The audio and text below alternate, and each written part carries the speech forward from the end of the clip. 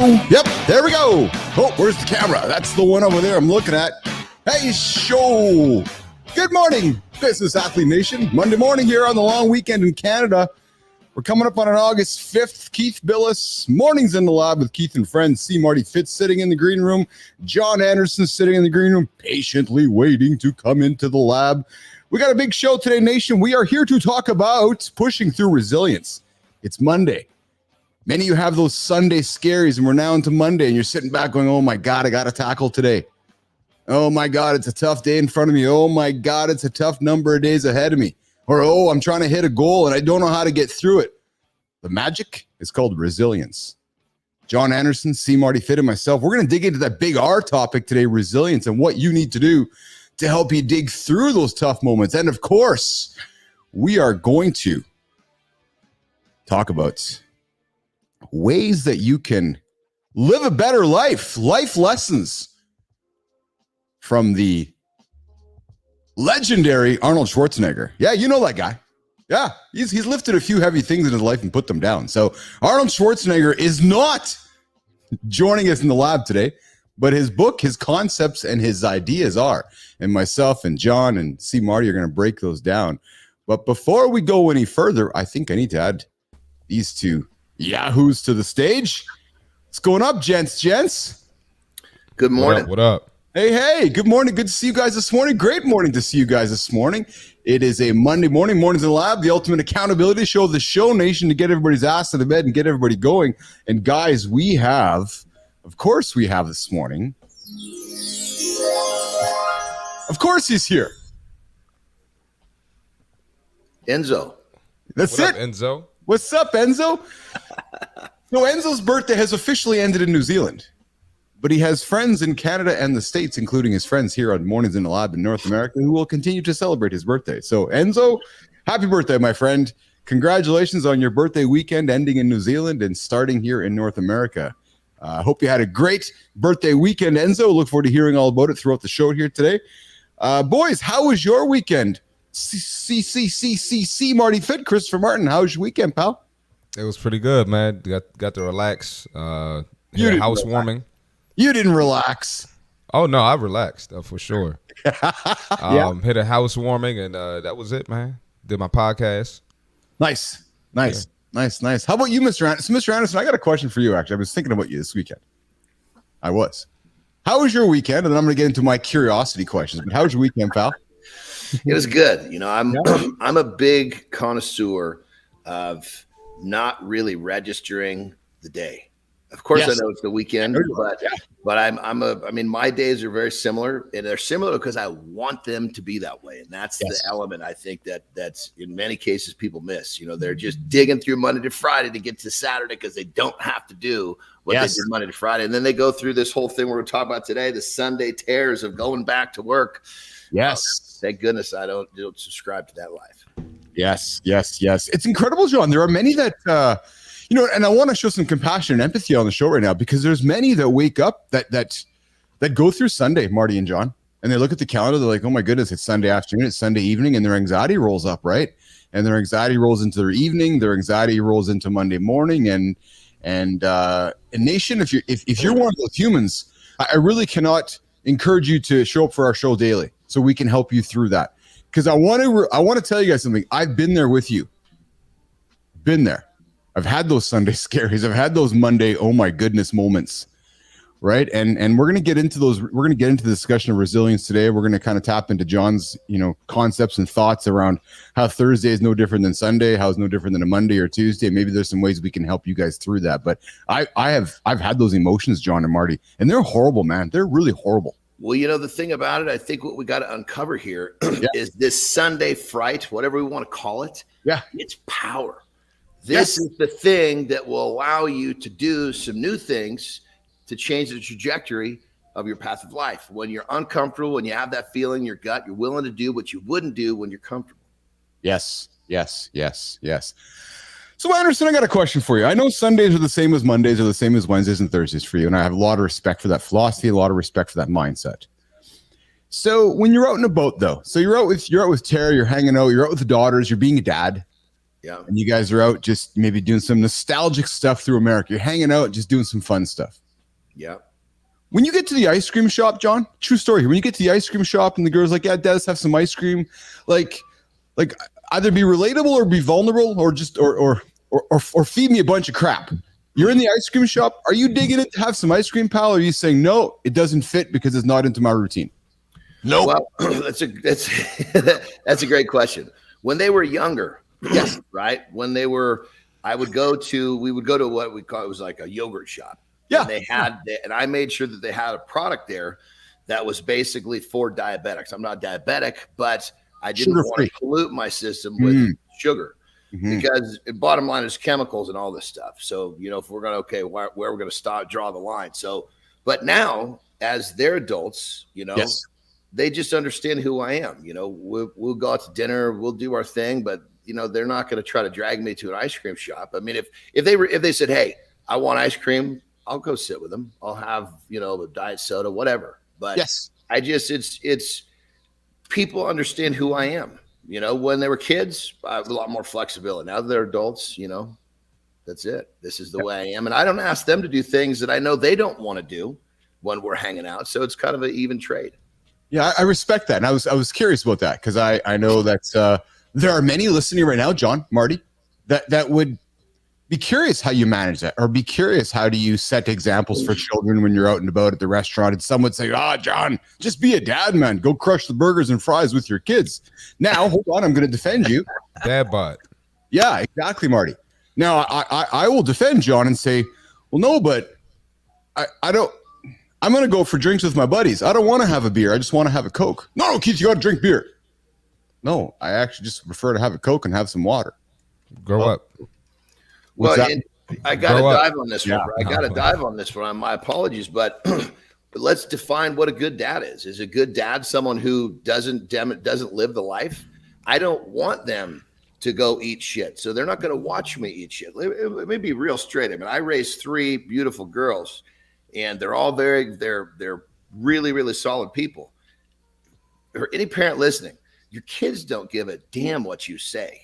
They give a damn what you do. Yeah. You're going to tell them to do X, Y, Z. If you're not doing it, you just wasted your breath. Yes. Yeah. No, well said, John. That's so. I asked because yesterday, Lauren and I went out to some family yesterday, and we stopped at a little nostalgic place for some fries and a burger and so forth. And it's funny, John, Marty, because I was very restrictive for the longest time, and I felt it was harming me. So I've loosened up the restrictions, and I eat more than I ever have, and so forth. And not looking to gain the big back, Marty or John, but I sometimes get curious because I know when we wake up, we try to make ourselves relatable. We try to help people who are listening to the show get nuggets, get techniques, and get tips. And what you said, John, I want to hang on to, right? Which is, we're teaching our kids things, and society teaches kids something else. And society's like, yeah, go have the milkshake full of sugar. And it's our responsibility as parents saying, actually, no, maybe we don't want to have the milkshake full of sugar. Well, and keep in mind, if you want to go out to a burger and fries, there's plenty of places where you go get a really good grass-fed burger. You can get some sweet potato fries that are not deep fried. So you can go have this food. Problem is, most people are doing it in and out. They're doing it at these places where it's borderline food. If you were to look at the chemicals in a Big Mac, you would just be floored. Yes, I like taking a page out of Marty's book. What is it, Marty? You don't have an eating disorder. You have a what? Oh, you don't have an eating disorder. You just keep ordering this order, this order, this order, and this order. It's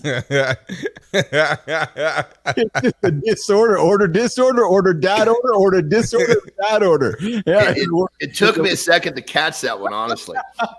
I was sitting there going, okay, it's going to make sense in just a second. So I went for a drink of water, buy myself a little time to figure it out. Hey, John's still learning, Keith. He's still learning. That's it. Cindy Gorman popping up. That's a cool concept. It is. It's making choices, right? It's making choices and showing our kids, and and one meal, one moment at a time, right? And what you're hearing me say, nostalgia, is don't take your kids for burgers. Don't take your kids for fries. Don't take your kids for ice cream. Just there are alternative choices as we hit the world. Yesterday I went to the ice cream shop, guys, and they had ice cream, They had oat milk flavored stuff. They had almond milk flavored stuff. They had dairy-free flavored stuff. The point is, Nation, we have choices, right? And that's what John is saying too, and Marty is saying that we have choices, and it's really up to us to make those choices. Enzo popping out. Hey, Enzo, I was wondering the same thing actually. So, man, my desk and my chair got stolen. So now I'm going through some stuff with FedEx and Wayfair. They got stolen off your front porch? Nah, man. So I live in an apartment, and they I guess the FedEx people got lazy, and they put it in the mail room instead of bringing it to my door. So yeah, that's what I'm dealing with now. And somebody swiped it in the mail room? Yeah. What's up? Is it a mail room where they're supposed to leave mail? Supposed to be secure? Supposed to bring it to my door. I don't even know what to say to that. It sounds like an inside job, brother. You better start investigating who looks over the mail room. Man. Oh, crazy. Man.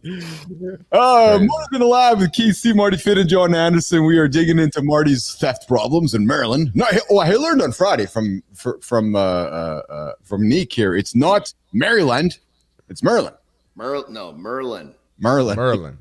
I'm the Canadian. There you go. Goodness gracious. I'm the Canadian guy trying to figure crap out. Hey, did you boys check the Olympics out this weekend at all? There's Olympics on right now. You know, honestly, I don't really watch television. If I'm going to watch something, it's going to be something that's going to program my brain with really good, positive stuff. Not that it's wrong to watch the Olympics. I just prefer to have something that's going to continue to train my brain to think the way I want to think. Yeah. Marty, you watch the Olympics? I caught some of the highlights. Yeah. I only asked because, well, John, we grew up in an era when the Olympics were on, they're on, the shit we had, and that's all you watched, right? Yeah. I find it really different now in a world of always on media and always on content. It's so, by the time you sit down and John, Marty, like yourself, I haven't sat down and watched TV for months now, but last night, Laura and I were like, hey, let's go. Since we're in nostalgia, let's go pull the nostalgia and go through the Olympics on. I had on the TV and I was doing some work and had it on in the background there, but it just seems different, doesn't it? It just seems different than brother. It used to be a family affair. I remember everyone sitting down watching the Olympics. As a kid, I didn't have TV, but they had one and they kept it deep in their closet. They would pull it out for special occasions like that. So, I mean, hell, it didn't make a difference what we were watching. I was going to sit my ass in front of that thing. Yeah. There you go. Coming up in a couple minutes, Jimmy, we're going to jump into the accountability spotlight, Jimmy. But before we do that, I want to throw some stuff on the table this morning for the boys. So, gents, I was reading this morning during my morning coffee session that according to Microsoft's Q4 24 earnings report, video now consists as the fastest growing format on LinkedIn. Wow. The platform, get this number, guys. The platform has seen an increase of 30%. Let's try that again. Yeah. Platform has seen a 34% increase in video uploads year over year, with 1.5 million pieces of content shared every minute on the platform. Wow. That's crazy. Yeah. So I bring it up, Nation, for a couple of reasons. If you're tuning in right now, and if LinkedIn is not necessarily part of your social strategy, I cannot strongly invite you to consider it. LinkedIn has just under 1 billion people on it. It is not the LinkedIn that we all grew up with. It's very different than what it was 10, 15, 20 years ago. I cannot encourage you enough to get there, get some video on the platform, and watch it perform. I drop 3-4 videos a day, Nation. There are some days I have 120 minutes of video watching on 1 minute video.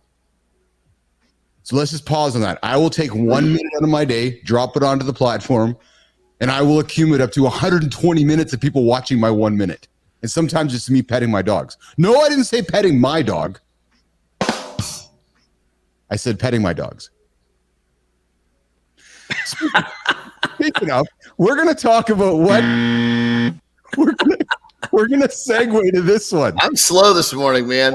I didn't get that one. Well, thank God. If you were behind me, I don't feel so bad today, brother. Because I was searching for yours.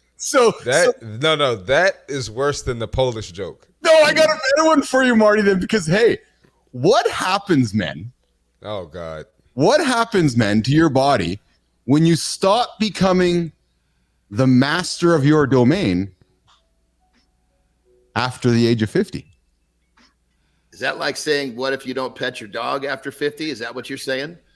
Well, we know there's children listening right now, John. So we're talking about pets here, aren't we? Talking about petting your dog. Unless you shave your pet, we're talking about pets here. Come on, Marty. Oh, you got to roll back. You got to roll out of the screen. That tells me it was a good one. What are we doing? Coming up. What are we doing? Coming up after the accountability check-in. Nation, what happens to your body when you become the master of your domain after the age of 50?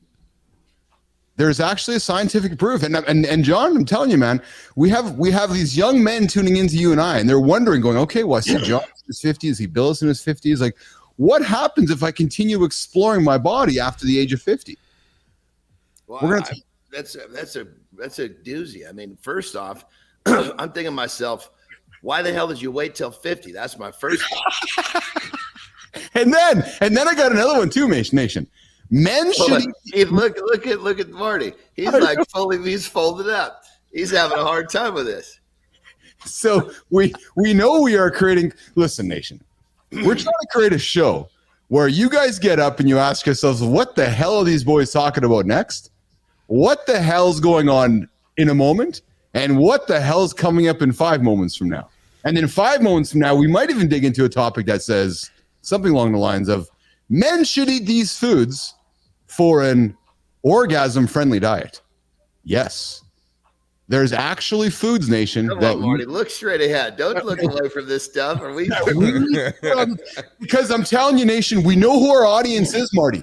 Our audience are all these young men going, oh my goodness, I'm growing up one day. I'm going to be big and strong and smart like Keith, and big and strong and smart like John. So what do I need to do? So we're going to give some tips coming up in a couple moments after the accountability check-in. And of course, we have Kano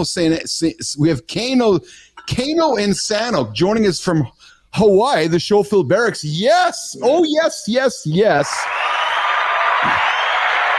Keith and Marty love when Hawaii joins the show. We had Johnny. We had somebody from Hawaii join the show a few months back, and Marty, I think they were like in the past. It was so far back. It's early. It's 5:19 for me. He's 3 hours before me, so we're talking. It's 2:19. We're doing that. It's so true. It's so true. 2:19 in the morning, right now. I know. Inan joins us. What's up, motivator? Keith, Coach Marty, and Sir John. I love that. Waited too much for the live show. 2 days just passing. Oh, Nam, you're awesome, man. I love. You know what, brother? You bring me energy. When I see your comments in the feed, I know that you're going to bring positivity. I know you're going to drop some cool words, and the fact that you've already named our co-host Sir John is just like, what? Right to the top of the pile, just the Sir right off the bat here. And then of course we got the Real Deal Prime popping in with Sup Studs. No, it's actually Sup Stud. I'm the stud. We got John and Marty with me there, so we'll leave that there. And of course we got A Tours with Marty's we're gonna make Marty speechless this morning. And of course we got A Tours with I Love John. And I'm wondering if Enzo has any comments. Enzo's still taking in the conversation, boys, around being the master of your domain and wondering what kind of foods we need to eat. So we're going to get that in a few minutes. And of course, we have some concepts from Arnold Schwarzenegger joining the show today, how to live a better life. And we're going to dig into some resilience. But Jimmy, let's do this. Let's jump into the accountability check-in so we can continue our discussion around things that will help men be better. And then we're going to get into our topics with the Arnold Schwarzenegger stuff. So let's do this. Boom. Yeah, we're gonna do it's time for a pee, isn't it? It's time for a pee, Johnny. All right. It's Monday. There are some of you right now going, I hate the fact that it's Monday. Some of you tuning in right now going, oh my God, rolling over and regretting the feelings you're having right now. I'm going to offer this to you right now. We all, except for John, we all experience those days. They just start wrong and they leave you feeling empty and useless. By the time you go to bed, these days, they just suck. But nation, they're also the most valuable days that we have, because these days these days are the days that you don't learn resilience or grow and things are going smooth. It's not about learning how to fail. No. It's about failing spectacularly and still showing up the next day. You know what I mean? You know, we've all done those stupid things. You showed up unprepared, not like today. Texted the wrong person, hit reply all at the wrong time. Oy. Did and said things that we still regret. And in those moments we do those things, we learn two things. We learn who has your back, right, David Sowers? And we learn how to laugh at ourselves. Building resilience, nation. It's just not about creating thick skin. It's learning the art of quick recovery. That's what resilience is. It's not a badge of honor. It's a life skill. Building resilience is a life skill. You master it, and nothing, and I mean nothing, can keep you down for long. So as you're sitting here listening to my voice, start your day here on the Monday after the Sunday scaries, embrace my words, embrace those feelings of you have, those feelings of angst, and recognize that what you're doing right now is you're teaching yourself. You're teaching yourself that nothing is going to keep you down forever.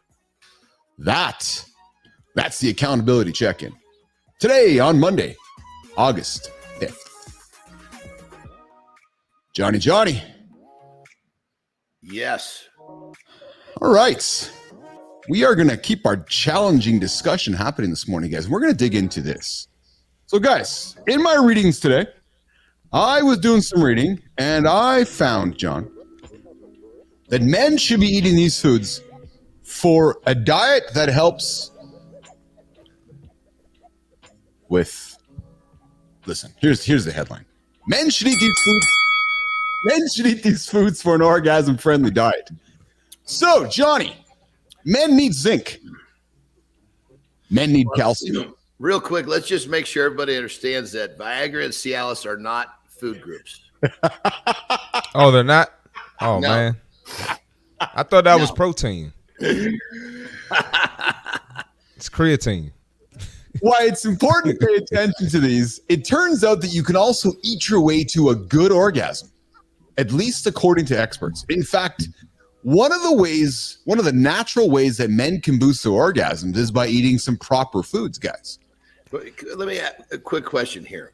Is there such a thing as a bad orgasm? Wow. Actually, perhaps there is. Yes, perhaps there is, Johnny. Maybe there is. Maybe as you get older in life, maybe it just changes. I think people need to be grateful. Oh. People need to be grateful that they can have an orgasm. You can just be grateful that they just knocked one off, man. I mean, that's a beautiful thing, no matter where it happens, no matter how it happens. It's a beautiful part of life. So, men, put the high-fat foods aside. If you enjoy having sex with your partner, if you enjoy, culminating in an extremely awesome orgasm, put the fatty burgers aside. Put those. They said it's better. They said it's better when you're fat, though. Who says it's better when they're fat? That's what I heard. We're going with the people say thing. People say that. Yeah, I got to tell you what, generally speaking, I'm not taking advice from people because people are not doing it the way I want to do it. So here we is that what it is? Well, so right now, if I had a button, this would be really good. But they still haven't given me a button yet. No, we still haven't given John a button. We're working on it. We're working on it. I think they're doing it on purpose, No, we're working on it. But they that's like one of the rebuttals I get, when I'm trying to help people get in shape. They're like, well, they say such and such does it better, and I think that's just a bad. And the rebuttal to that is if people know how to do it, why in the hell are they still having the problems they're having? Oh man, we are talking about men. We are talking about orgasm-friendly foods for men. Men, if you are looking to have a better performance in the bedroom, you're going to want to tap into some zinc. Hold on. Forgive me. Are we talking better performance or we're talking a bigger orgasm? Because you can separate those two pretty easily. You can perform like a mad dog and not even have one. We're talking I mean, we gotta get this. We gotta understand what we're talking about here. Are we talking about throwing down? Or are we talking about the tail end of getting over the mountaintop? We're talking sex ed with John Anderson. We're talking about the best. We're talking about how men should eat these foods for an orgasm-friendly diet. And what we're learning, gentlemen, is that zinc is one of the most important minerals when it comes to a man's sex life. Johnny, Marty, it boosts testosterone levels. It improves blood flow to those organs. And it also is involved in sperm production. Interesting. So foods like oysters, seafood, red meat, poultry, nuts, beans, whole grain cereals, and dairy contain zinc. Additionally, while calcium is great for the bones, no, I didn't say boner, I said bones, it also helps with muscle and nerve function during sexual release. So calcium-rich foods include seeds, sardines, canned salmon, yogurt, leafy greens, beans, lentils. Kind of sounds like you're talking about a healthy diet. Is it? Well, so John, that exactly why I wanted to weave this into the discussion today. But that's boring. Yeah, right. But I'm trying to weave boring back to what guys like to do. And I'm trying to weave boring back into fun, what guys like to do. So gentlemen, if you want to have some great sex with your partner, eat healthy. Eat healthy, because it's only going to help you get those vitamin D. Get the vitamin B into your body. Vitamin B is going to help you ease stress, boost energy levels. Other orgasm-friendly nutrients, Marty and John, include vitamin C, folate, healthy fats, allicin, right? So guys, get healthy foods into your body. And if you talk about some of the emerging cultures that are happening around us, you may have heard of some of the benefits of ginseng tea or ashwagandha that can supposedly help a man with his sexual health. So, guys, real quick, brother, just to make sure that we're not alienating people who don't have a partner. So if you're going to go about this drill all by yourself, it's going to still work for you. Yes, it absolutely was. Well, and that's the point. Is that I saw this article. It's like I read through those guys. This is just the ultimate kind of contradictory conversation to this morning's first top about going for burgers and fries. Burgers and fries are great, but if you want to go have some sex with your partner, go into some good old healthy foods, because that is going to help you get in the right direction. But I'll tell you, so get the healthy food in your body, guys. Healthy food is going to help you with a healthy situation in your bedroom. Enzo's coming in with, this is ridiculous biology less than 1230 parts of, yes, this is exactly it. Hey, Enzo, we know who our audience is. So we are, we have a JMC expert loving our streams. I appreciate that as well. So there is some, we have Anam coming in with, stay away from processed foods. Yes. Processed foods will kill you. But just eliminate processed foods from your diet, and that will make such a massive change. Just one simple thing. Yes. And Nam's coming in with impressed by how we look. Of course. Thank you. So let's see here. We also have. I also want to dig into. All right, going to come up here. I'm going to come up here on this topic here. Where's my notes here? All right, so coming to the bottom of the hour, Jimmy, we are going to dig into the creator spotlight here in a second. Then I'm going to come back to something else here I want to laugh with you guys about before we dig into our Arnold Schwarzenegger tips on how to live a good life through the lens of Arnold Schwarzenegger. 77 rules for success brought to us by the man Arnold. But before we do that, guys, I wanted to Jimmy, let's get into the creator spotlight. I know we've been somewhat weak with doing that here lately with the creator spotlight, and I wanted to dig back into that today. And Marty and John, the creator spotlight is something where we take somebody over on LinkedIn and we're going to expand out to the other platforms and shine the light on some work that somebody's doing really good. And I stumbled upon somebody yesterday on the feeds, which on the face of it, you're like, wow, that's a story. And then when you dig into it, you're like, whoa, I think I need to know more about this fellow. And the story that caught me, guys, is it starts out like this. His hook was, this fella had to resign from several jobs because I had caregiving responsibilities. Now, this one's going to tug on the heartstrings, gents, but in a positive way. His partner has rheumatoid arthritis and fibromyalgia. She's had to learn to walk twice in recent years. Wow. One of the jobs he had to leave because they weren't very cooperative with him saying, I have to take care of my spouse. And this fellow has lost and has had to change jobs a number of times because of employers not offering or not wanting to offer the flexibility that he requires to take care of his significant other. So, you know what he decided to do? He's like, to hell with all of you. To hell with all of you employers that are not going to be flexible and not going to be dynamic and not want to help me out. So he started his own business. And he now is on a mission, guys, to create more inclusive workspaces for working dads and male caregivers. Dads, unpaid caregiver, and the founder. So this guy here, and Jimmy, I'm going to flip him on the screen here on the vertical screen here, Jimmy. But I'm thoroughly impressed by this man. His name is, I need to pull this up here. Hold on a second here, guys. This guy is like, my wife is not being taken. I need to take care of my wife. So he's like, I'm going to take care of her. So I want to shine the light on this fellow right here. And his name is Andrew Shepard. Andrew, dude, I cannot say enough how impressed I was when I read your comments and your content around how, like, to hell with the rest of the world.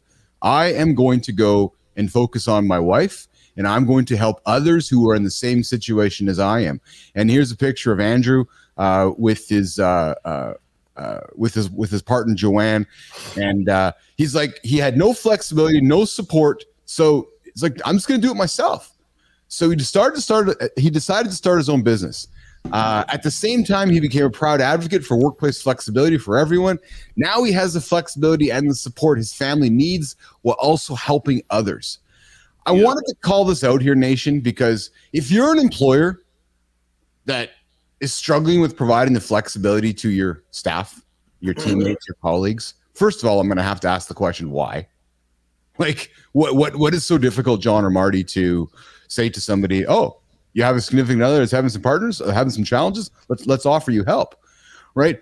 I was really discouraged, John and Marty, when I read his story that he had not one, but he had multiple employers that had no desire to work with him or his partner. What I love about this is the fact that, and we talked about this just a few shows back. Yeah, solve a problem. Yes. He solved a problem for himself.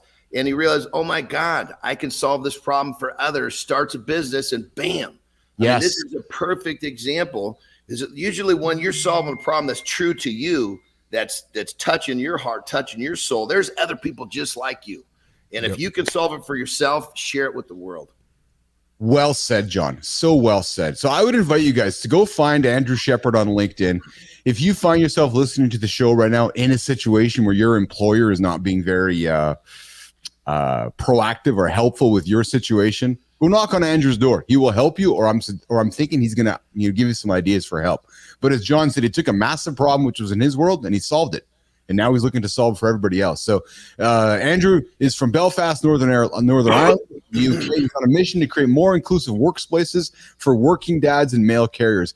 And guys, why I also wanted to call it out was, in my experience, we typically this conversation is typically linked to females, in my experience, right? Where moms, you're pregnant, or you have children, you can't go back to work, it seems like employers are less flexible with our female caregivers. So the fact that Andrew was like, well, nobody's giving me help, I'm going to go do this myself. So I really wanted to shine the light on Andrew this morning and get back into our habits of shining lights on wonderful people like Andrew Shepard. And Andrew, I applaud you, man, for doing that great work for yourself and Joanne. And I applaud what you're bringing to the table. We need more human beings like you in the world, Andrew Shepard. And brother, this whole thing kind of wraps itself together with our topic today, because for those of you that have that Sunday fright, yes, you're not looking to, you don't like your Monday through Friday. What's the biggest problem in your life that you can solve? And you can solve, if you solve a big problem for yourself, the odds are there are lots of other people that need that problem solved. And there is your side hustle. Start leaning on that a little bit. Next thing you know, that side hustle, you solve enough problems for other people. What you make from that will supersede what you're making in that job you don't want to go to, and life has changed. Yes. I like that, John. I like that. That's awesome. That's awesome. All right, we're coming to the bottom of the hour here. Mornings in the Lab with Keith, Marty Fit, and John Anderson. The only show to help you guys get going in the morning. We get up every single day to help you guys get up every single day to get your day going. And we're digging into the eerie feelings of resilience and how we can develop that habit of resilience. And we're gonna dig into very, very shortly here 77 Rules for Success by Arnold Schwarzenegger. We're going to dig into the first few segments today, and we're going to go through that through the entire week today. So last week, Arnold celebrated 77 years on the planet, and he offers up 77 rules for success for entrepreneurs, humans, business leaders, life-changing tactics you need to hear. So we're going to dig into that in a few moments. But before we do that, though, gentlemen, I want to lean back into our conversation we've been talking about all morning here, and I want to go back to some continued humor here. So I think that we can continue this discussion around what happens, John, Marty, what happens to your body when you stop becoming the master of your domain? No, not stop. What happens to your body when you are the master of your domain after the age of 50? Did you know in a 2022 study published in the Archives of Sexual Behavior, which involved 3,800 European adults with an average age, John and Marty, of 65, between 41 to 65% of men and 27 to 40% of women reported having self-stimulated the previous month. So as we get older, and Marty, I'm throwing this on the table, man, because as we get older, we don't stop taking care of ourselves. Hold on. Self-stimulated I'm slow this morning. I'm not up to speed with what you're saying. Yeah. So adults with an average age of 65, between 41 to 65% of men and between 27 to 40% of women with an average age of 65 took care of themselves the previous month.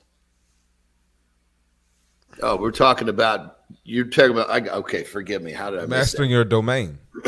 Yeah. Okay. Yeah. So now I see what we're talking about, mastering domains. There's a lot of angles we could run with that one. Yeah, exactly. Yeah, exactly. So another study published in 2022 found that being the master of your domain was an important part of a healthy sex life as you age, even if the frequency declined with time. The research noted, gentlemen, that self-stimulation increased in the absence of a spouse and contributed toward higher life satisfaction when people who are not sexually active. So, yes, for sure. Being sexually active we were designed for that. Yes. So being the master of your domain helps with age-related changes in your body. The body operates, Marty, on a use it or lose it model. So when you become the master of your domain, it increases blood flow, which helps support all of the tissues in that area of the body. So if you're not going to continue becoming the master of your domain, you might find yourself tightening up. Well, this whole master in your domain thing, you should have made that a habit when you were, a teenager, and that habit should carry through your whole life. So yes. This is another healthy habit that needs to be, habit stack this if you need to, but this is something that needs to happen. Well, John, and I purposely put this on the table today because I know you and I are what our younger listeners and younger friends are looking up towards, and we are saying to them, gentlemen, you got to get at it, man. If you want to prevent or combat prostate cancer, according to a research study by the British Journal of Urology International, flushing out toxins you ingest from food and via your lungs becomes more important as you age. So continuing to become the master of your domain into your 50s and 60s will help release those accumulated toxins and perhaps reduce the risk of developing cancer in the prostate area. So John, Marty, as you're getting older, man, don't stop taking care of your domain because you want to reduce the idea of having prostate cancer. And John, real quick, this is beautiful information, and I love it. It's talking about how to, basically, I guess let's just go to the flip side of the equation. Yes, it's healthy. Yes, it's health longevity. But let's talk about all the positive chemicals your body dumps into your bloodstream once you cross that mountaintop. Yes. You know, it's a whole, I mean, this is a part of, you know, basically our just the way we're built. We're supposed to have that brain dump of chemicals, you know? It's true. It's true. And here's the key though, guys. Here's the big benefit. Here's the big benefit of continuing to master your domain after the age of 50. The benefit is those psychological benefits. By the time you reach your 50s, you're more confident. I was just about to ask that, man. Yeah, the psychological benefits, Marty, is that by the time you reach your 50s, you're more confident. You also know what feels good and what doesn't. Being the master of your own domain is a healthy and empowering way to keep that fire alive. So if you're battling some self-image issues, even in your 40s, 50s, 60s, continuing to be the master of yourself will be a form of self-love. Plus, since your levels of sensitivity, Johnny, may also be impacted by things that happen to your body after you turn 50, what better way, nation, than to explore those changes then with self-stimulation? Maybe you want to try different kinds of lubes or different tools because you're a little more open-minded.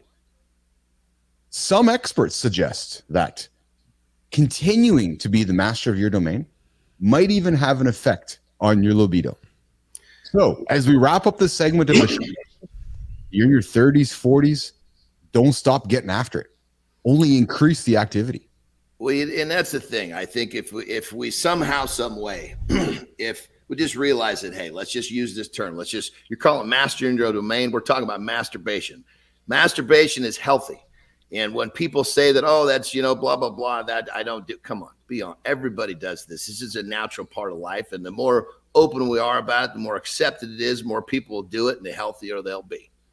That's it. And you can't let it take over your life, though. That's the only, that's. Well, we're not talking about watching porn doing this. We're talking about health, and but I agree with you, Marty, for sure. Yeah. Let your own mental Rolodex, be your visuals. You start going into the freaky porn stuff. We've turned a whole now we're bringing in some negativity. We're trying to keep this baby on the positive. It could get bad. Well, you know what?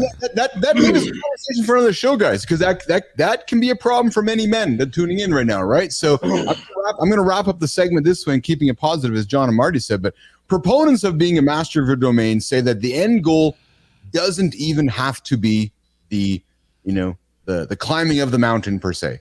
It can also be about making yourself feel good, or it could be about engaging in partnered self-stimulation that can be both a learning and fun exercise.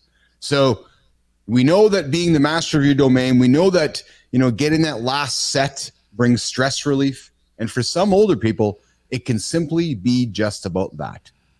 So I would invite you, nation, as you're starting your day today, think about the fun side of it all. But like John and Marty said, don't go down the negative path. Take care of yourself. There's a lot of health benefits, a lot of psychological benefits, and a lot of other benefits you'll get by taking care of yourself. And much of it's going to have to do with your own ego. So we're going to get into later this week what happens to your body when you stop having sex. Well, goodness, I don't think that should. I mean, based upon we just had this big talk about mastering your domain, that should never happen. I guess the question is, are you talking about sex with a partner or sex with yourself? This is true. Enzo's going to sleep. Good night, Enzo. I'm going to keep dropping your name every few segments to keep you up here as the rest of the show proceeds here. So you have yourself a good rest there, Enzo, over there in the future. So, gentlemen, let's pivot into our first segment of the show here today, and let's pivot. You had a good comment on the vertical stream. I think you missed it. Chance left some good stuff. Oh, yeah. Chance Coleman coming in with this one here. I like this one. So, the leading cause of death currently is type 2 diabetes. Guess how you get type 2? By what you eat. No need to trust me. Look it up. And then Chase pops in with this. I like good. Chase, I love it. Why does the supermarket not offer coupons for healthy foods, but millions of coupons for highly processed foods? Well said. Americans, Canadians, anybody listening to the show, you need to wake up, right? Because they're gonna, that's a great comment. That is big business. Keep your back big. It is a good one. And Nam obviously comes back to his comment as well. Job is good, but establishing business is so much better. Establishing business is difficult, but all that efforts that entrepreneur put into establishing business not worth it at the end. There you go. All right, Anam. Okay, guys, let's jump into our first segment of the show today. we are going to pivot our conversation to the daily conversation. Part 1, life lessons from Arnold Schwarzenegger. Here's how this is going to work. I've chopped out all 77 segments from his book. Today, we're going to lead with the first, I think, 12, 15 or so. I'm going to throw them on the table, and we're going to discuss them, all right? So first of all, guys, we know Arnold's a legend. We know Arnold's lifted a few things in his life and put them down, and we know he's also made a couple of movies in his life. And to many listening to the show, he would be considered a legend, be considered a hero, and so forth. So today, Arnold starts with this. John, Marty, number 1, the first 20 lessons from Arnold Schwarzenegger's book, 77 lessons at 77. Can you believe he's 77 years already? He's 77 years old. That's incredible to me. Still kicking butt, man. Yeah. Number 1. This is an obvious one, guys, but I think it just seems to, resonate so much more when it comes from the legend's mouth. Everything starts with a vision. Yeah. I was going to say it's got to be knowing where you want to go. But he's a big connoisseur of, look, you got to know where you're actually headed, or you're going nowhere. Yeah. You have to see it, Marty, before you can achieve it. You will never regret the time you spend to develop a very clear vision. And when I see clear, I mean so clear that it plays in your mind like a movie. Yep. Before I stepped on a bodybuilding stage, Arnold says, I saw myself standing on the podium holding the trophy. It was like a memory, one that just hadn't happened yet.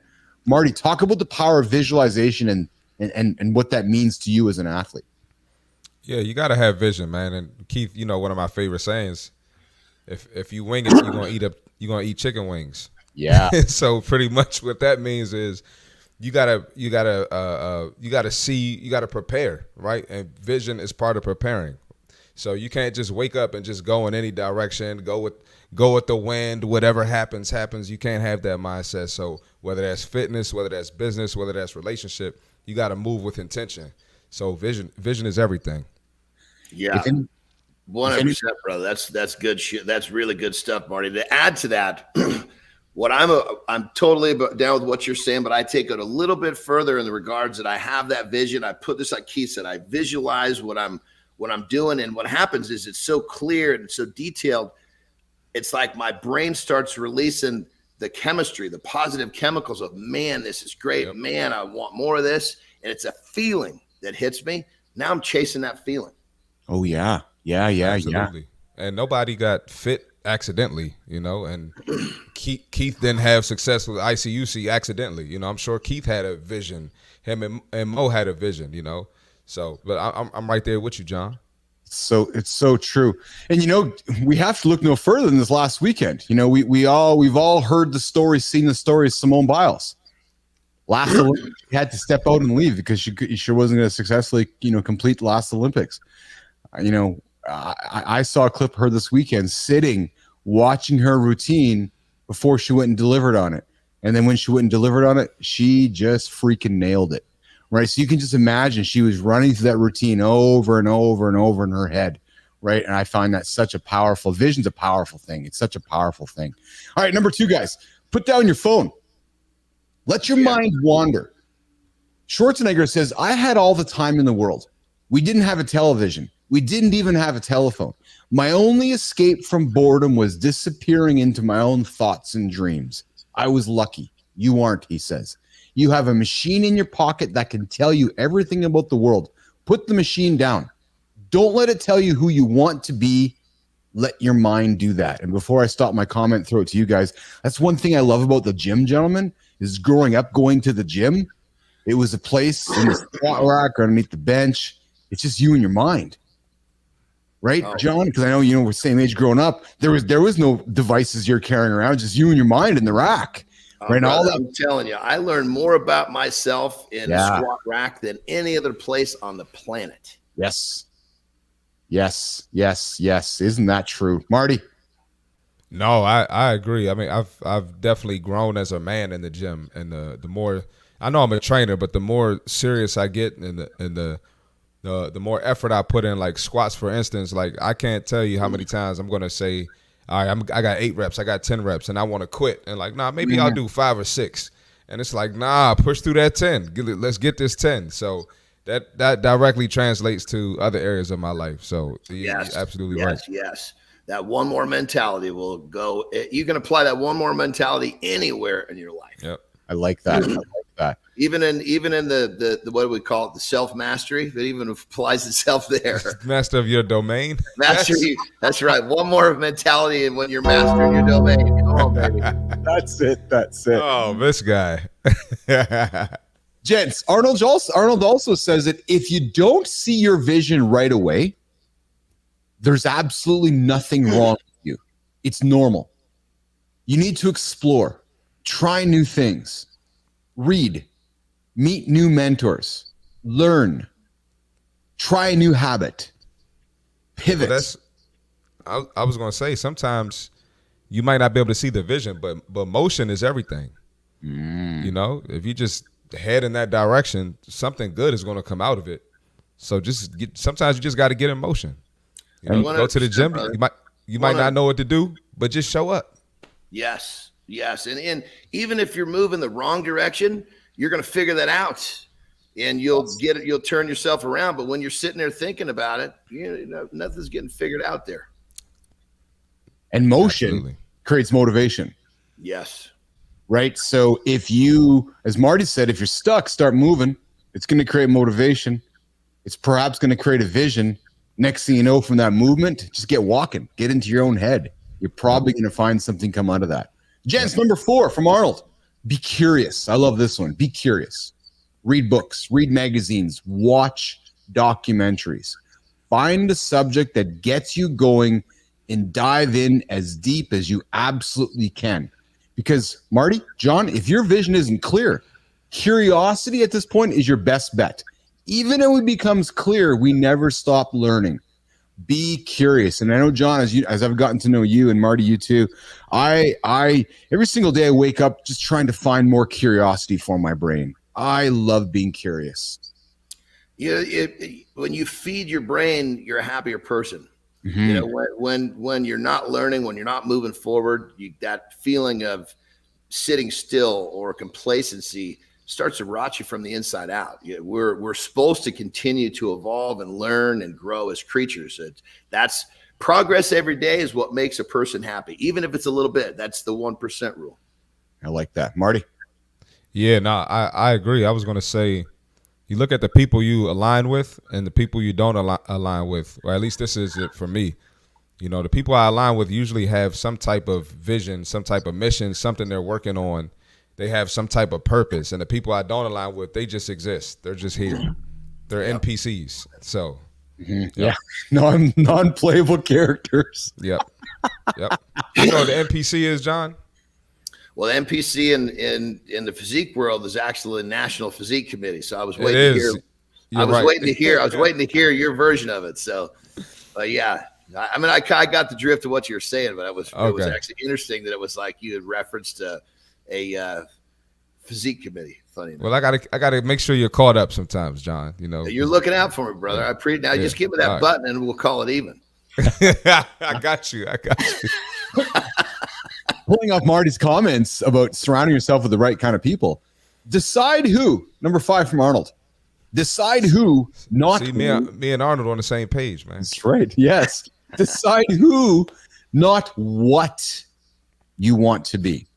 Make your vision, John, a part of your identity. Don't say, I want to be fit. Say, I want to be the type of person who can keep up with my kids and my grandkids. Or I want to be the person who everyone looks up to at the beach. Right? That's the kind of lifestyle that we live here within the lab, and with what we're trying to perpetuate to all of you. Don't say what you want to be. Say the kind of person you want to be. And then you work backwards from that statement. You're going to live a long, fulfilled life. I want to go tobogganing with my kids when I'm 75 on a mountain. Okay, well then bend over today and pick up things. Go crawling. Go do some stretching. Those little things are going to help you down the line. Johnny. 100% crazy. You ask most people, who are you? They're going to tell you what they do to earn money. Who are you? I'm a plumber. No, that's what you do. Who are you? That's because most people have never really found a purpose of who they are and monetize that. You monetize who you are, it's a whole different set of rules. Yes. Marty. Yeah, a lot of people lead with, I hate to do this. A lot of people lead with their career or their degree, and they're SHITTY person. Yep. No personality, no morals, no ethics, and it's unfortunate. But if you tend to, a lot of successful people, they don't even mention their accomplishments. They talk about how happy they are to be a father or a mother, or what I'm saying, just things that make them outside of the career. So I agree with that. We as humans are so worried about what others think about us. Arnold comes in with number 6 saying, don't worry about your motivation sounding silly. He says, when I talk to people in the gym, I hear all kinds of motivations. Some people get motivated to prove their naysayers wrong. Some people get motivated to look good for potential partners. Nothing that keeps you moving forward is too silly. And I want to lean into this quickly before I throw it to Marty, because I saw Marty's comments yesterday. This is the same thing with humans shaming other humans because they're not at the stage you think they should be at yet. Listen, if you're in the gym or you're out walking and you see somebody who's working hard, celebrate the fact that they're working hard. Don't put them down because they've maybe made some bad choices in their life and they've accumulated a lifestyle that they're trying to correct. Yep. If somebody has built a lifestyle that they're looking back upon going, I need to make some changes. Well, damn it, let's celebrate that human being. Let's not try to knock them down. I'm tired of people knocking others down. Johnny. I totally agree with you. But for those that are trying to find your path, this is a barometer, man. When you make a choice and you start working hard on something, you're going to have people that are going to attack you.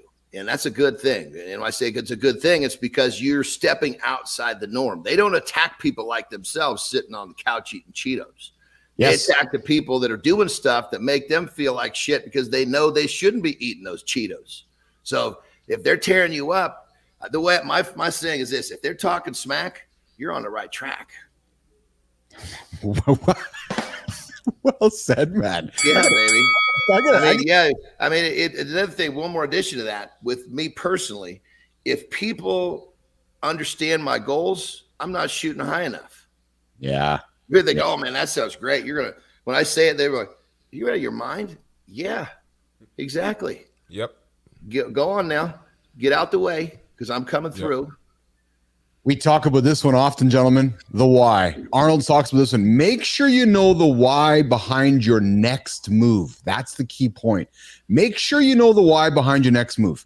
He says, I hear from people all the time. I'm finishing college. I don't know what I'm going to do next. So I'm going to go to law school or graduate school so I can figure it out. And as he says, there's nothing wrong with doing that.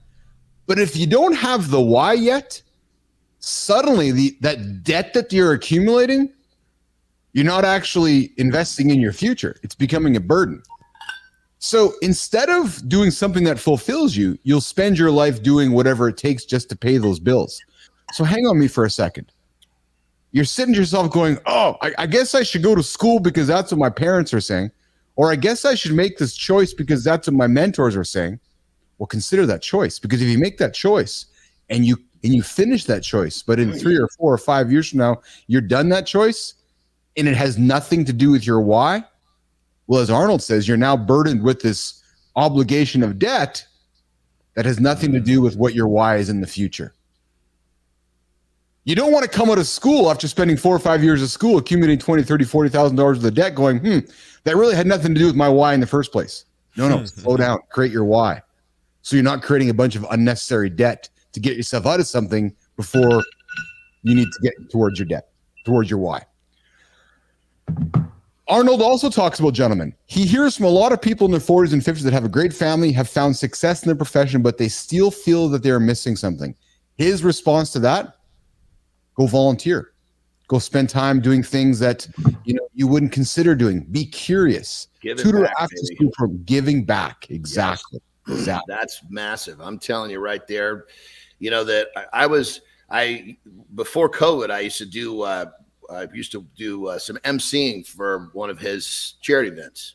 And he would always get up and talk, and I was get a few minutes to talk to him in person. And some of the things that he would say were so profound. And one of the things he said was, told me, he said, "Look, He said, you're going to get to that point where giving back and changing other people's lives is going to be more important than what you're doing for yourself. And at that point, you're going to adapt like it's a whole new level of fulfillment. And I cannot agree with how that is. I mean, when you change someone else's life, you help someone else, it's a different button you're pushing deep inside yourself. Isn't that true? Well, and here's the next one he comes up with there, and John. None of us make it alone. Arnold's story is often came to America from Austria and became a successful man. He's like, I'm not a self-made man. Even though I came to America without any money, claiming I made it on my own would mean disrespecting my parents, the mentors, the early coaches, training partners, and friends like Franco, and every single person who reached out and gave me a hand when he needed it. So no matter who you are, someone helped you or laid the groundwork. Once you accept that, and gentlemen, you've heard my story all along. Like, I'm not here today by myself. I didn't build ICUC by myself. I know that I got much of the credit for it, but dudes, that is not on me, man. That is a lot of people that helps to do that, and you have a duty to help that next generation by being humble about it and recognizing that you can't do it by yourself, John and Marty. Yeah, 100%.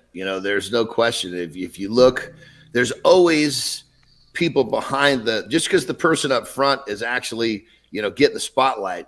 There's the things that have happened behind the scenes involve lots of other supportive people from, everything from family to wives to friends to training partners. And it's really, really nice to be grateful that you have that stuff, because without it, you probably would have had a much more difficult time to get where you wanted to go.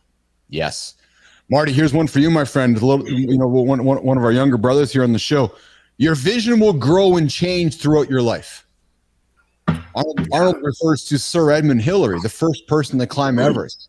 When Hillary accomplished that, the press said to him, what was the view like from the top? And he said, I've never seen another peak before. And then what he did is he started planning his next mountain that he was going to climb. The point being is that once he found success, more doors will open. You can find yourself passionate about something you would never have ever imagined 20 years ago, because the truth is, boys, as you open up one door, more doors open. It's the oldest cliche in the world, but it's so true.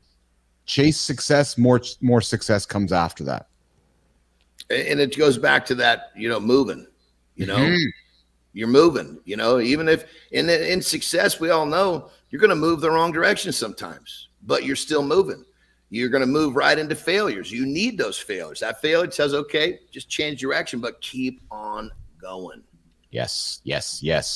Mornings in the Lab with Keith C. Marty Fit and friends. John Anderson jumping in here on August 5th here on a long weekend here in Canada. We are digging into Arnold's 77 tips to live a more fulfilled life, and we're gonna talk through this throughout the whole week here. But today we're getting into the first chunk of them, and we always talk about performance here in the lab, progress, enduring and enjoying the journey. Arnold leans into this statement: the joy is not in the victory or in standing at the top of the mountain, and I can relate to that. You need to find joy in the process. Yes. Oh my Lord, yes. That's so. If you just sit there and stare at the finish line, what you're not staring at is the stuff that you need to be doing right now to get to that finish line. And, again, 1% better every day. You do what you got to do. You own the moments today. You do the best you can today. You go to bed tonight feeling good, and you can't wait to wake up and do it again. Yes. Marty, how did you learn to fall in love with the process? Sports taught me that, you shooting free throws, shooting endless 3-pointers after practice, endless conditioning, and you see how it benefits, how it pays off in the game time. So I kind of just took that and I put that into the real world as well. So even just me pouring into clients, over delivering, trying to give them more than what they pay for. When they get the result, I see how it changes their lives. I see how, how happy they are. The client referrals, so more money in my pocket, not to only be focusing on money, but, it's there's an overflow. So absolutely, pretty much. Mm-hmm. One thing, I'm sorry to interrupt, Keith, but I'll tell you, there's something about when you really focus on what you're doing. I know for me, one of the things that really helped me was when I would get really focused, get rid of the distractions, I would find the most peaceful place. And I couldn't wait to do it again tomorrow. Yes. Like the time, okay, today it's over, but I get to do it again tomorrow. And as long as, when I was a kid, there wasn't so many distractions. Now getting rid of distractions is a job. But if you can do that and you can really, really get deep in what you're doing, you're going to find a really peaceful place. And to do that, next on the list is reps, reps, reps, reps, reps. Now you're listening to this thinking, well, no, I don't go to the gym. No, just do reps, whether it's doing more meetings, whether it's speaking in public, whether it's reading more books, but it's doing something that you don't know if you're good at, doing it over and over. Podcasts, live shows, right? Live shows, I'm sorry. Whatever you work at, the more you do, the less uncomfortable with every rep you do, right? Confidence is literally the achievement of many milestones along the way. You achieve a milestone, you gain confidence. Achieve a milestone, you gain confidence. Achieve a milestone, you gain confidence, right? So putting the reps in, is the key to enjoying the progress along the way to the journey. It really is. Yes. I love that. And here's the thing. When you're going to decide to start to do something, okay, I'm going to put the reps in, you need to own something right up front.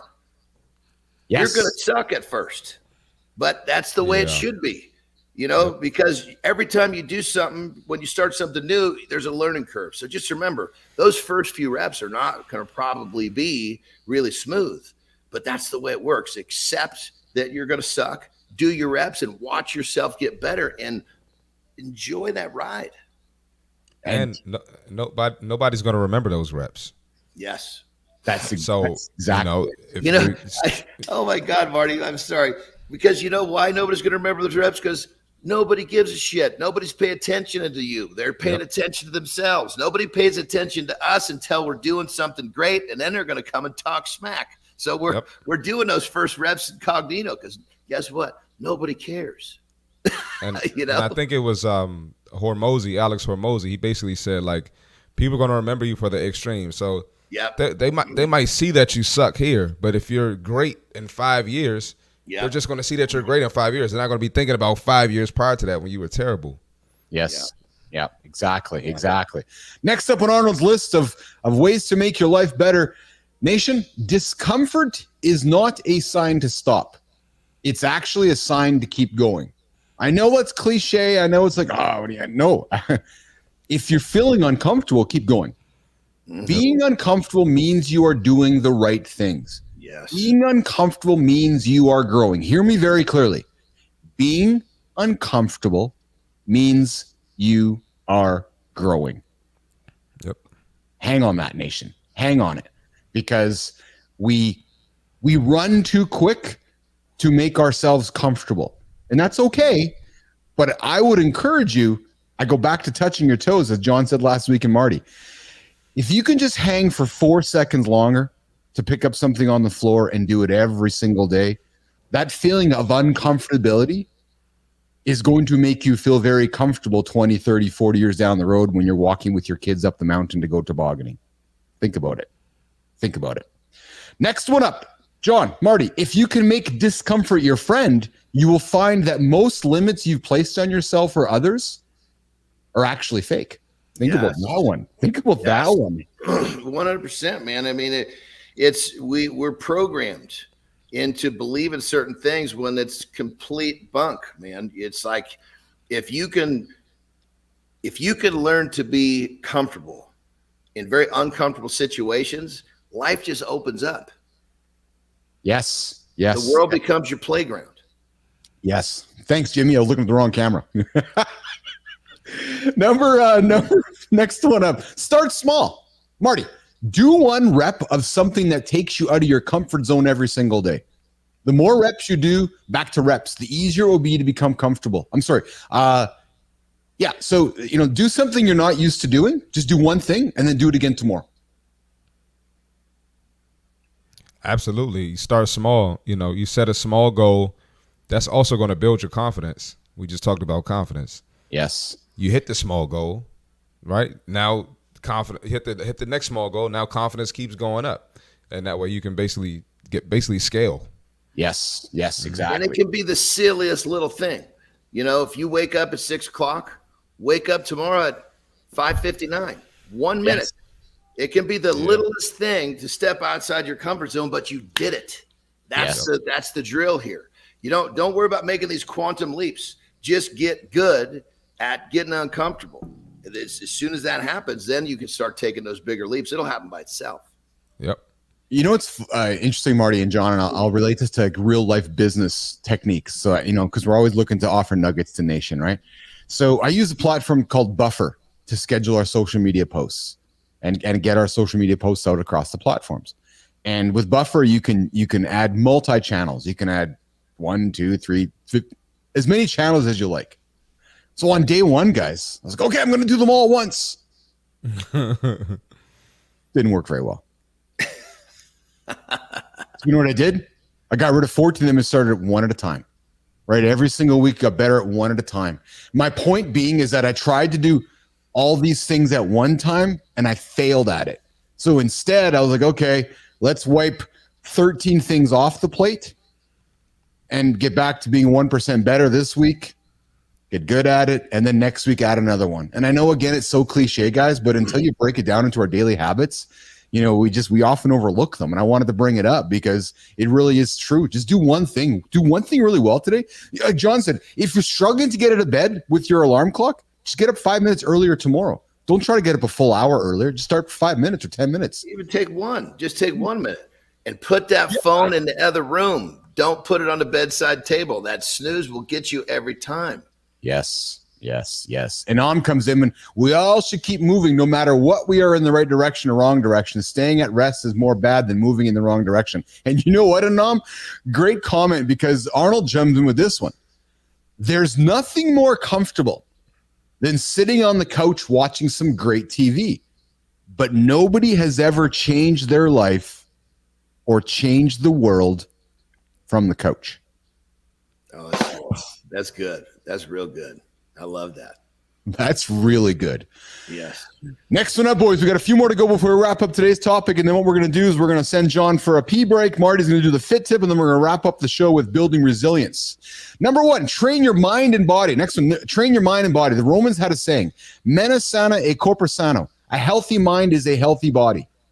Very, very simple, but the mind and the body work together. We talked about it earlier. Visualization. If you're feeling strong, make yourself feel strong in the brain. Next one. If you want to help others, meet people where they are. Ronnie, if you want to help others, meet people where they are.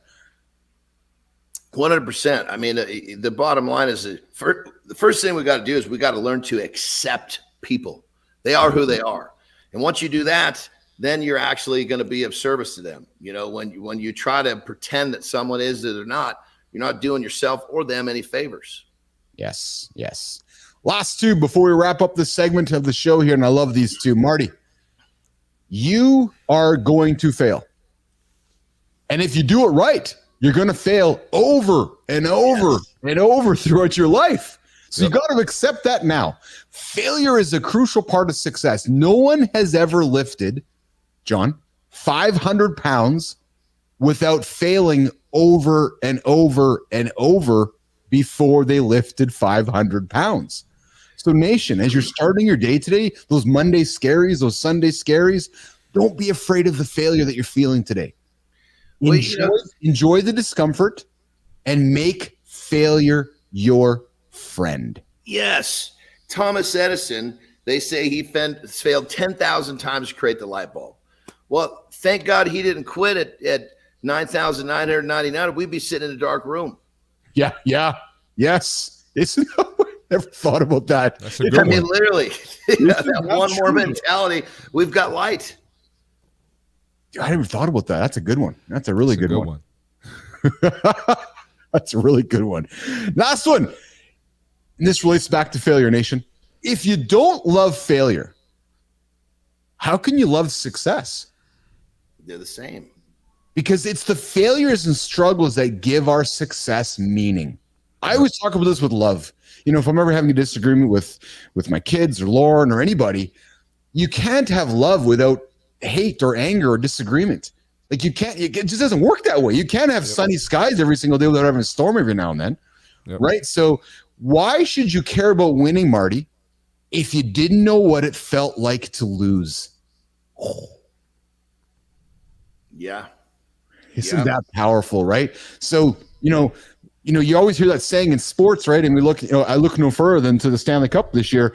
Florida had to lose the Stanley Cup Finals last year in order to learn how to win this year. So think about that, right? They failed at the ultimate goal last year. And could you imagine how great it felt winning this year? Yep. Right? That's how it all works. So there's our segment here, digging into 77 things that Arnold is life lessons from Arnold Schwarzenegger. That's our first segment. Is that a book? Yeah, so Arnold released it last week when he turned 77. It's an ebook. It ended up in my inbox last week. I subscribed to it. And got you. Yeah. So we got 77. We're going to go through them throughout the week today. We jumped into the first 20 today, and I thought I'd weave it into our discussion. Life lessons from Arnold Schwarzenegger. I'm thinking people tuning into the show, he's probably a legend to some of us, many of us, but the guy's done a few things in his life, and I think he's a great motivational symbol for us to stand upon here. So absolutely.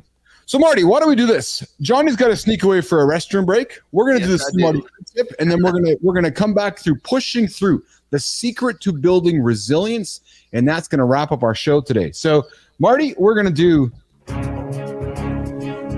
That's it. Johnny's out. See you, Johnny. Let's do it, man. All right. 5 lessons working out teaches you about resilience in life and work. Let's get into it. Consistency wins. Just like in fitness, showing up every day builds progress. In work and life, consistency is key to achieving long-term goals. Embrace challenges. Tough workouts push your limits, much like challenges in life. I always say fitness is the greatest parallel to life. Facing these challenges head-on builds resilience and strength. Mind over matter. You got to have that mental toughness. Sometimes the hardest part of a workout is convincing yourself to start.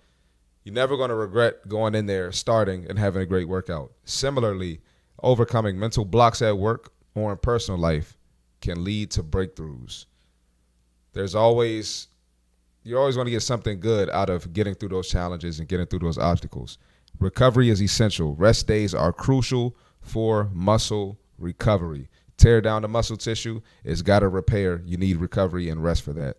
And life, taking time to recharge prevents burnout and keeps you focused and productive. Adapt and adjust. Not every workout goes as planned, and not every life or work situation does either. Being flexible and adapting to changes helps you stay on track. Bottom line, winning in life and work starts in the gym. That's the fitness tip for today.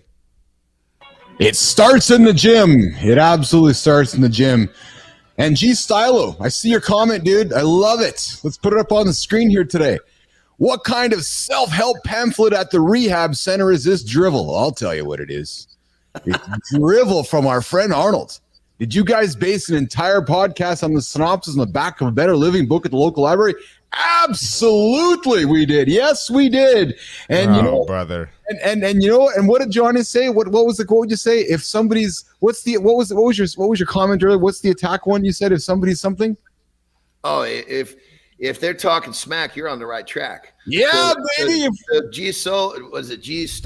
Yeah. looks like you're throwing some turds, brother. We love it. Keep it coming. We love it, my friend. We love it. So what we did, G Stylo, is that we sat down with some young man named Arnold Schwarzenegger, who's done a couple things in his life, and we said, okay, let's take this book that Arnold created, and he created 77 tips to help you live a better life. And we thought, hey, let's put them on the table and talk about them here today. So that is what we did here, G Styles. So we love your love. We love the comments. And I love the fact, pal, you sat down for probably about a minute out of your day and you decided, hey, I'm going to take my fingers, I'm going to put on my phone, and I'm going to type out a couple hundred words. Like you gave myself, John and Marty, a few minutes, man.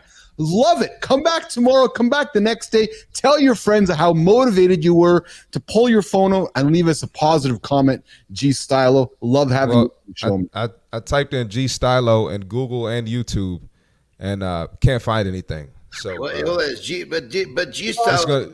Did I read that wrong, or did she throw a turd? Did he throw a turd, or what's up? He threw a turd. That's what I thought. I'm not sure what G Stylo has created. So how's he going to criticize us for creating something? So, well, brother, hey, appreciate you joining, G Stylo. Yeah. Listen, man. Listen, just whatever. As long as you're pushing buttons on that phone that's connected to us, we love it. Come on, baby. Thanks, G. Thanks, G. All right, the last segment of the show here, Mornings in the Lab with Keith C, Marty Fit, John Anderson. We are here to have fun with all of you guys to get your day going. We love everything you give at us. So give us good, give us bad. What we know is this: we're showing up, and we know. Give it to us, baby. Just give it to me, baby. Give it to me, baby. Isn't that what's that song? Is that? Oh yeah, it's all the pretty guys ain't that dun dun dun dun dun dun dun dun. Yeah, no? I know the song, but I knew it only because of the beginning part. Once you went into the dun duns, I didn't know what was going on anymore. Oh, good thing we're not on the radio airwaves in North America. They'd be turning us off here. So, hey, pushing through. The secret to building resilience. Johnny, Marty, the core of resilience, understanding and defining resilience. What does resilience truly mean behind the buzzword? Resilience is the ability to bounce back from adversity.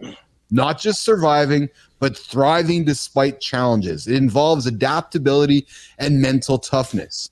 The science behind resilience, guys, is the psychological and physiological aspects, the coping mechanisms, the emotional regulation.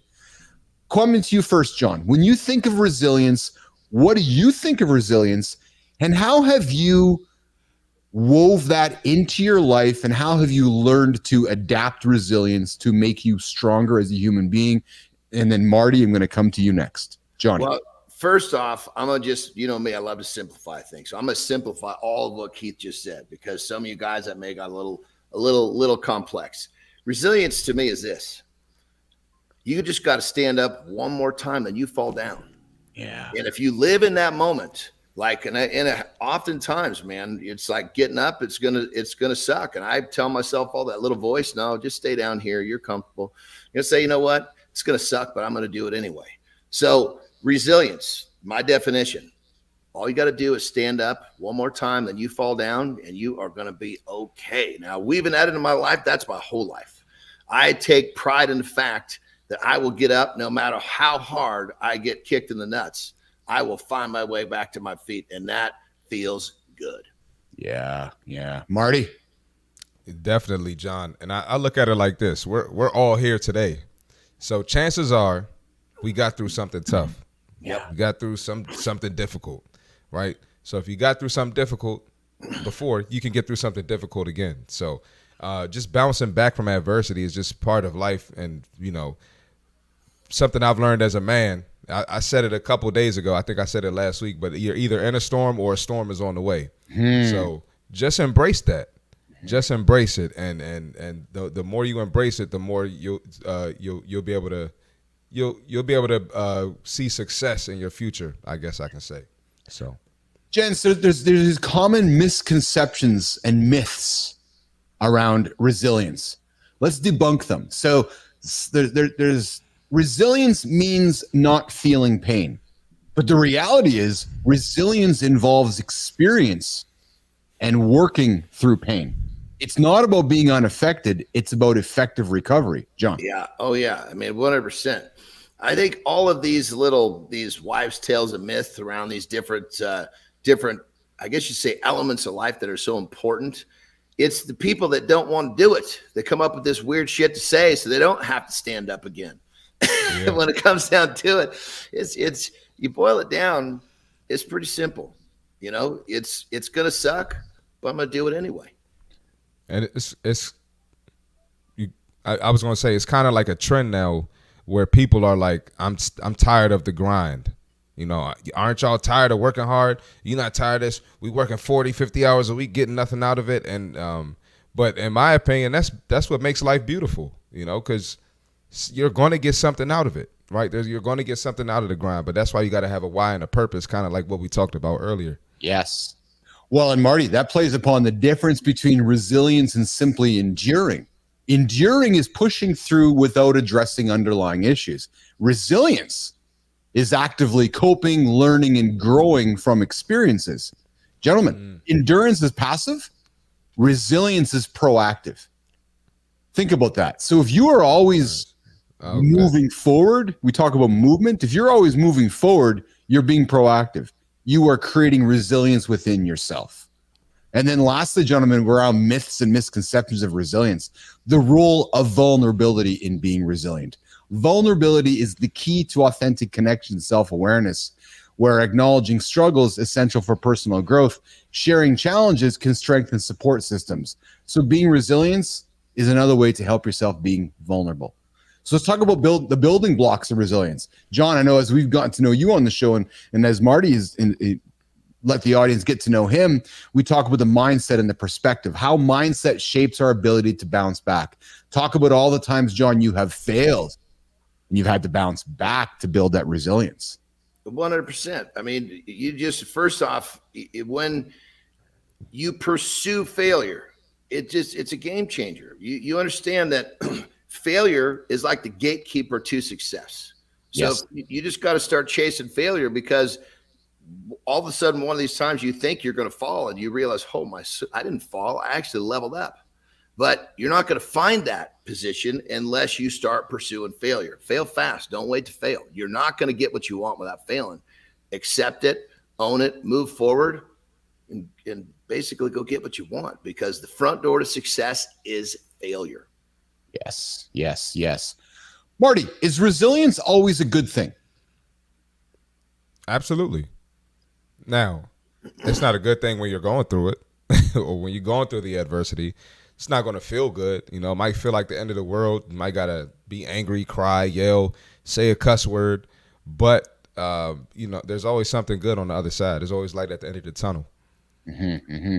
The cost of being too resilient, when resilient leads to burnout, the societal pressure on being resilient, balancing resilient with self-help care. Oh, you got to grind through it. You got to do it. You got to do it. You got to do it. And then or overcoming toxic positivity, the fine line between resilience and ignoring real issues, John. I'll tell you, I say this all the time. Don't let the people around you convince you something is difficult. Mm-hmm. You decide, you set your own standard. Just because they say it's difficult doesn't mean it's difficult. When most people say something's hard, I think, well, it's hard for you. And it's only hard for you because you haven't pushed into it yet. So it's almost like you have to understand that you have the ability to do what you choose. You've just been programmed to believe some things that are really not helping you. Well, I was going to say, most people aren't even consistent enough to see that something isn't difficult. They don't even have the mental toughness to get through something to see that it's not difficult. So you can't listen to them. That's well said, Marty. How about this though, Marty? How does the stay strong mentality invalidate someone's genuine concerns or genuine struggles? Perhaps too often we're like, well, no, Johnny, just tough it out. Marty, come on, tough it out. Come on, man. You're just being a pussy right now. Come on, tough it out. How does that stay strong mentality invalidate how you perhaps are feeling? Well, that's a good one, because, when it comes down to tough it out, you got to kind of decide, are you toughing it out for what reason? Like for me personally, when I say I'm going to do something, I got to tough it out, because if I don't honor that word to myself, I'm in trouble. Sometimes I realize, toughing it out in this situation really is not going to help me much in what I'm trying to achieve, but it's going to keep me where I need to be right here. Mm-hmm. Marty? Yeah, so if I'm looking at it through the perspective of a leader, right, that's where I can be vulnerable, right, and I can let people know, hey, I've been through this, or such and such went through this, and this is what they were feeling. This is how they got through it. This is what helped them. And so if I feel like I am invalidating someone's feelings, with positivity or stay strong, I try to just meet them at their level, meet them where they are. Mm-hmm. I like to lean into the why, right? So, if I'm choosing to tough it out, quote unquote, what's the why which enables me to continue attempting to tough it out? Yeah. And then asking myself that if I'm going to fail during that exercise, as long as it's meeting my why, I'm okay toughing it out. Because in my mind, at least I've tried. Instead of accepting that I can't do it, or accepting that I'm not going to do it, or accepting that I'm just going to be soft and not try to do it. No, I'm going to try to do it because here's my goal. And I'm going to accept that failure might be a part of that experience. Yep. Right. And as long as those things are happening, I'm going at it and I'm going to tough it out. Yep. Right. I think, it's interesting because we talk often, right? The societal changes. I'll look at you, John, in our demographic of, we should be talking about feelings, not toughing it out. Well, no. If the why is tough, go. Feelings are important. I want you to be vulnerable. Your feelings are important. But if your why is this, then tough it out and go, man. Let's go. Chop. I mean, the why is so important, and I think a big issue for so many people is they have not discovered their why yet. Just like one of the key points that Arnold was saying is be curious, discover, find out what drives you, find your why. Well, that why comes into the equation and the whole formula changes. Yes. Yeah. Yes. Just got a funny comment here. I got to pull this up here, guys. So Joe Waters comes in. This is awesome. Keith is the worst male name in the English language according to the Family Guy. That is awesome. I officially have the worst name in morning radio, morning talk show. That's awesome. I love Joe Waters. Can you bring some more of that humor to the show? And I'm really thankful that Joe has the belly button too, boys. Well, I was going to say he superseded that insult to you by proclaiming his belly button. So I think it's, listen, I say this with love, Joe. It might be a little nutty, but we love you anyway. Oh, I love it. And Wing Mindset, God bless you as well, pal. We appreciate you joining the show today. So, guys, we're going to wrap our conversation on resilience as we work towards wrapping up the show. Listen, resilience is a nuanced trait. It's both positive. It potentially can be negative. It involves both enduring hardships and knowing when to adapt or let go.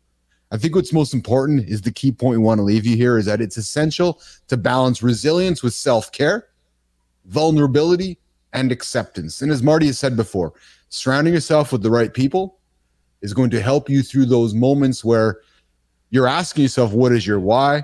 And you're trying to take yourself and be resilient through a situation. Right. So resilience is a funny one. It's a really funny one because it deals so much with, what's going on back to your why. And if your why is sorted out, I think resilience becomes much easier for all of us. Yes. Agreed. So, what a great show here today, guys. We started a conversation around some fun topics around what men need to do to keep themselves better. We talked about mastering our domain. We talked about tips from Arnold Schwarzenegger on how to live a great life. We dug into accountability check-in on those bad days like today when it's a Monday and you're scared of Monday and tackling the week. We got into the Marty Fit tip. And then, of course, we dug into conversations around resilience. As we look to wrapping up the show today, Johnny, what do you take from today's show as we wrap it up today, pal? Well, I think I love this. This whole show kind of leans into a lot of the stuff we talk about. It's basically just understanding that getting uncomfortable, facing some failures, getting up one more time than you fell down. This is the stuff right here that people don't talk about enough. And when you realize that some of this, like, failure is okay. When people start to flip the script and how they look at failure, life will change. So whatever you took away from today's show, any one of these little tidbits can be really life-changing. Yes. I know what Marty took away from the show was what Lauren said is that I was singing some Offspring.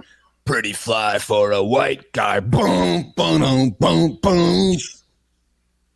Oh, I love it.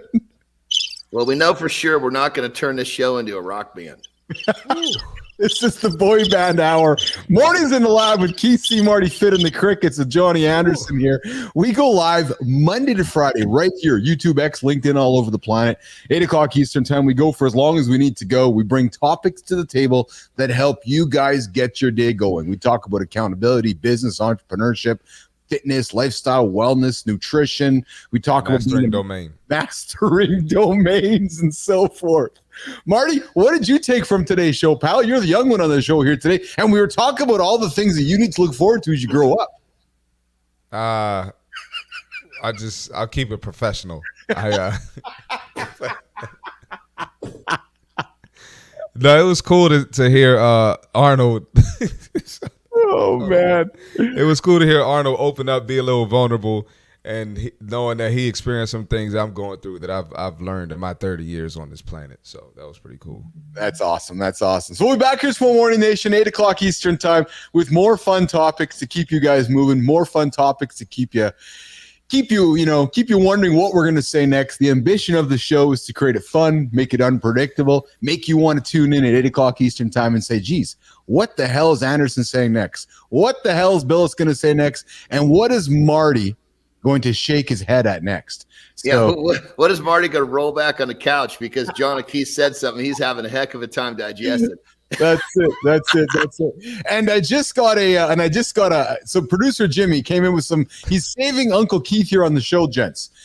Keith is a masculine name of Scottish origin to help connect baby with the earth. Historically used as a last name, it translates to woodland or forest. While this name is sure to help baby appreciate their Scottish roots, it also makes for a beautiful choice to inspire baby trees-hugging traits. Whether baby prefers to climb up the trunks or relax under the shades, the name Keith will remind them of how glorious the great outdoors are. You know what, brother? What I say to that whole thing about a name is, I say, you can call me whatever the hell you want to. Just get out of my way. That's it. Just get out of my way. Marty, let's get out of Anderson's way. I'm going to get out of your way, Marty. We'll see you guys later today. Johnny, have a good one, pal. Let's go, brother. Great day ahead. Let's do this. Let's do it. Marty, have a great day, pal. Good show today, guys. We'll see you all tomorrow morning, and I will talk to you guys throughout the day today. We'll see you later, Nation. Good. All right, guys. Let's go. Oh, where's that sound effect? Not that one. I want to put this. That one. See you guys later. See ya.